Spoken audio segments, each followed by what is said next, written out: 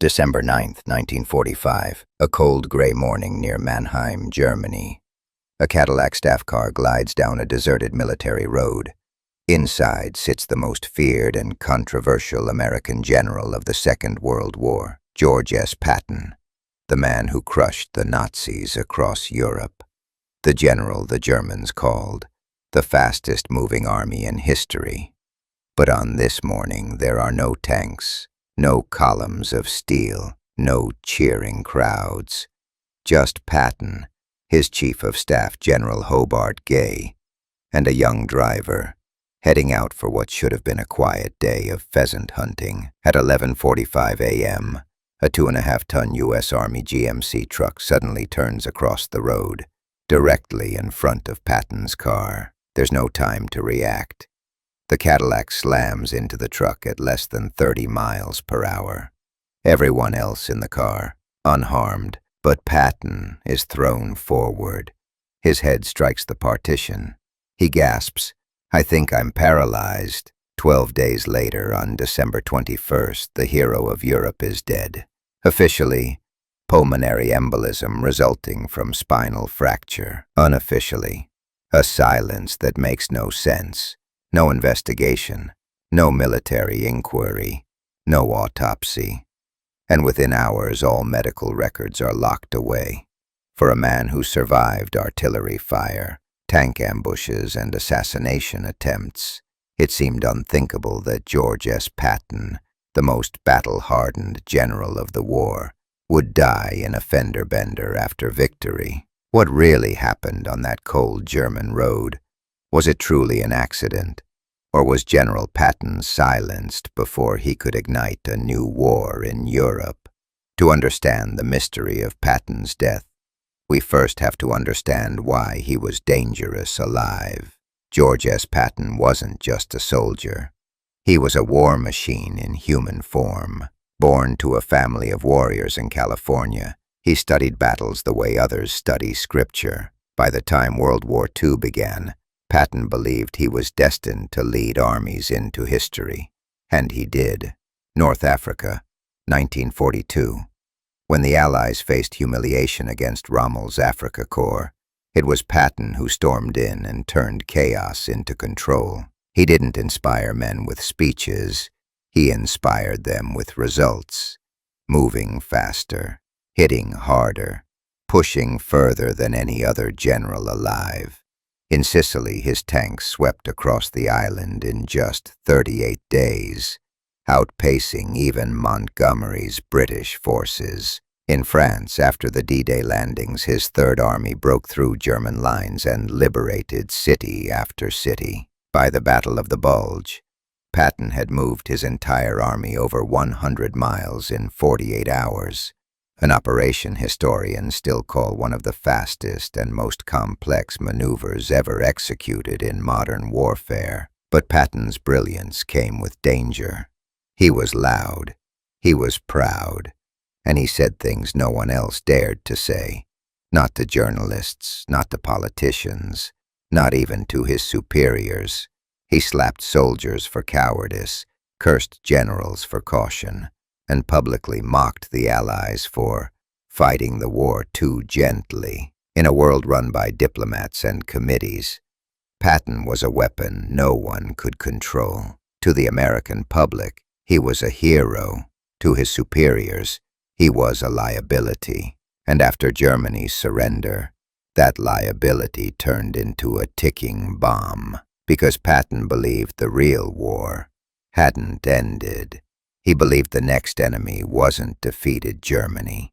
It was Soviet Russia, and that belief would soon turn him into a problem powerful men couldn't ignore. The guns fell silent in May 1945. For the world, the war was over. For George S. Patton, it was merely halftime. He was now commander of the U.S. Third Army in occupied Germany. His orders were simple: oversee denazification, disarm the German military, and help stabilize Europe. But Patton didn't believe in this new mission. He called it a political masquerade, claiming Washington was punishing the wrong enemy. To reporters he snapped, We defeated the wrong enemy. The real danger is Soviet Russia, at a time when the US and the USSR were supposed to be allies of victory. Patton was already speaking like a cold warrior. He accused the Soviets of deliberately stalling troop withdrawals, stealing German technology, and preparing for expansion. He told aides that Stalin would devour Europe if we let him. Eisenhower ordered him to stop. The War Department censored his interviews, but Patton refused to stay quiet.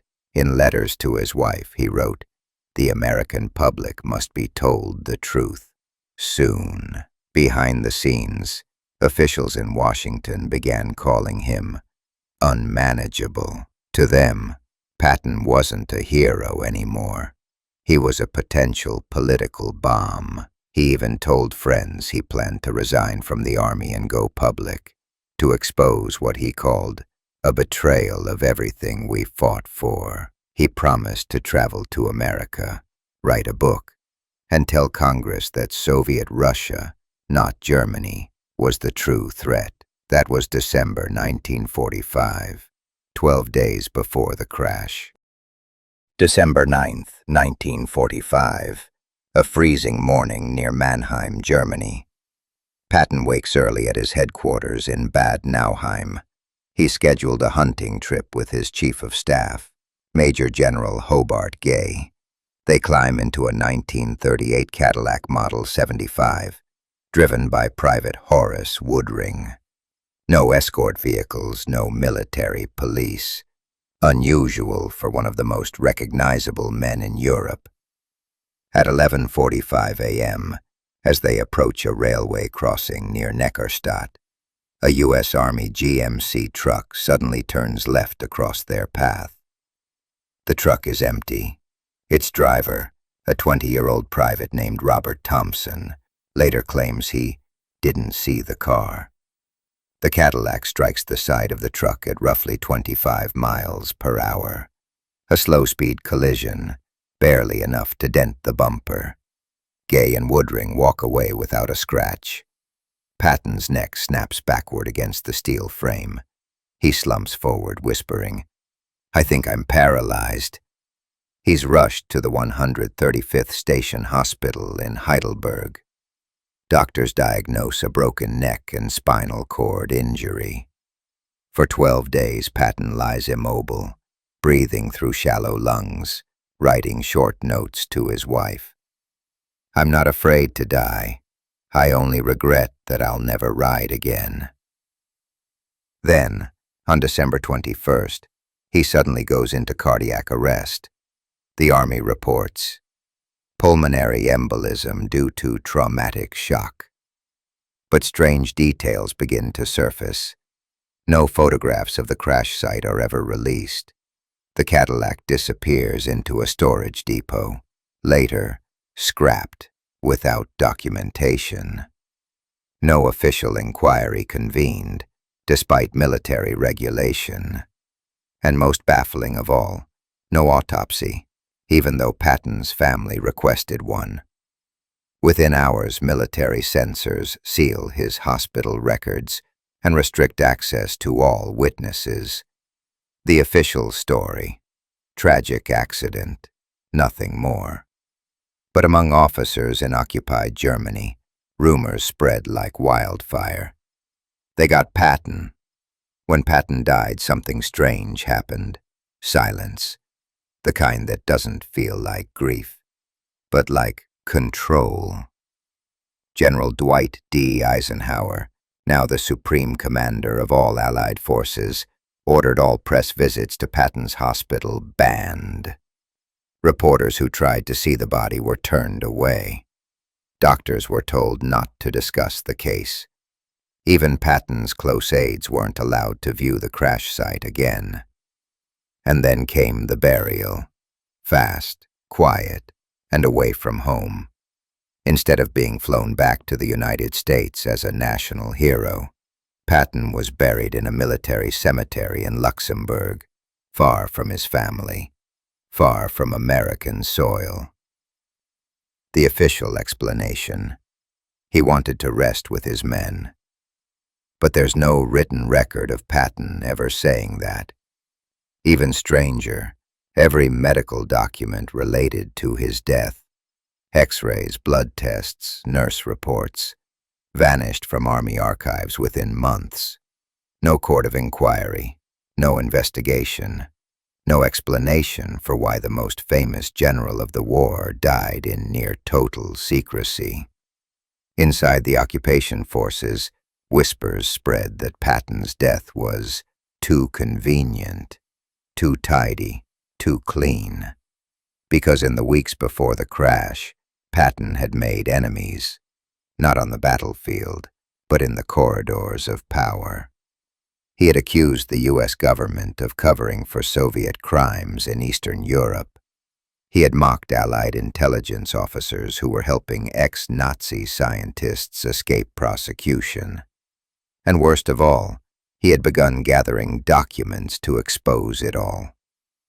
Letters from December 1945 show he was preparing to resign and return home to testify before Congress. He even told a journalist, "The next war will start soon. We must be ready." Then, days later, he was dead. For decades, the accident explanation went unchallenged. Until one man, a former OSS officer named Douglas Bazata, stepped forward. In 1979, during a veterans reunion, Bazata claimed he had been part of a covert operation to assassinate General Patton. According to Bazata, the order came directly from Wild Bill Donovan, head of the OSS, the wartime intelligence agency that would soon become the CIA. Bazata said he was paid $10,000 to arrange Patton's death in a way that looked like a car accident. His claim was shocking, but not easily dismissed. Bazata had real credentials, decorated OSS officer, trusted by the highest command, and later awarded a medal personally by President Eisenhower. When questioned, he told journalist Robert Wilcox, Patton was going to make trouble. They couldn't risk it, so they made sure he didn't come home. Wilcox spent nearly 10 years investigating Bazata's story for his book, Target Patton. He uncovered documents showing how the Army destroyed the Cadillac that Patton had been riding in, the only piece of physical evidence that could prove or disprove foul play. He also found that the GMC truck driver, Robert Thompson, mysteriously vanished from records after 1946. But Bazata's version wasn't the only one. Declassified CIA and Soviet intelligence files later revealed that both superpowers feared Patton. The Soviets considered him a rogue militarist capable of inciting war. U.S. intelligence saw him as a public relations disaster who might expose post-war deals, including secret U.S. cooperation with captured Nazi scientists. Another thread points to his hospital stay. Doctors reported Patton's condition as stable on December 20th. He was smiling and joking. Then, without warning, he suffered a sudden embolism overnight. One nurse later told reporters she'd been ordered to leave his room moments before. No witnesses, no records, and by morning, the most famous general in America was gone.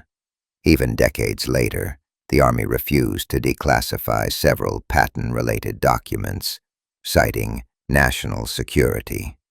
For a man supposedly killed by accident, that excuse makes no sense. The Army's official report was short, neat, and safe. General George S. Patton died on December 21, 1945, of pulmonary embolism following injuries received in a motor vehicle accident. No scandal, no conspiracy, just a tragic twist of fate. And to be fair, some historians defend that version.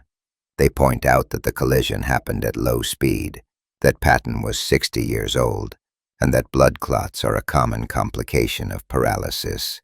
They argue there was no motive strong enough for the U.S. government to kill one of its most decorated heroes. Eisenhower's aides claimed that Patton's outspoken comments were embarrassing but harmless. In their view, the general's death simply froze him in legend, spared him from a political downfall that might have destroyed his reputation. Yet the accident theory never truly fits the facts. Why was the truck's driver never disciplined or even questioned beyond a short statement?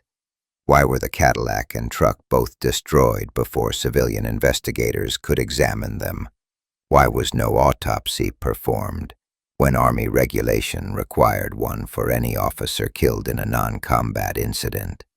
Even Patton's close friend, General Omar Bradley, privately admitted, "I can't explain the secrecy around his death."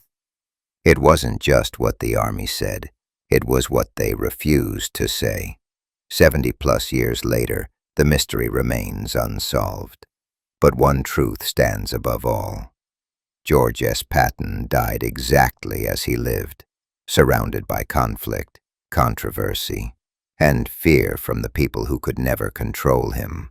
Before his death, Patton told his wife in a letter, "If I should be killed in some accident, it will not be an accident." He seemed to know his fate was sealed. Had he lived, Patton planned to retire and publish a book exposing Allied mistakes and Soviet intentions.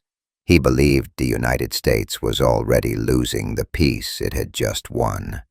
In his diary, found after his death, he wrote, "We have fought the wrong war, and we will pay for it." History proved him right.